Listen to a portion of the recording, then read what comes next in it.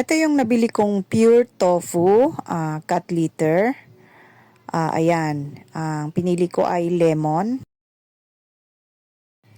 Bali, dalawa pala yung binili ko guys. Yung isa yung pink. Ayan, yung pink. So, bali 115 lang ang isa nito. 6 liters na. So, ang ginagawa ko ay hinahalo ko siya sa bentonite. Ayan. Ayan yung pure.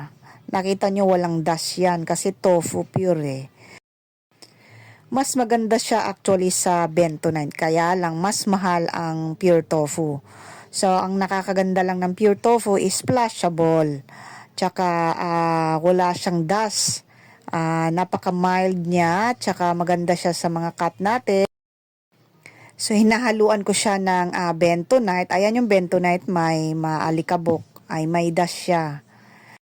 Masakit kasi sa ilong pag pure bentonite. Tsaka matapang talaga ang bentonite. Kaya minimix ko talaga yung tofu para hindi talaga mabaho.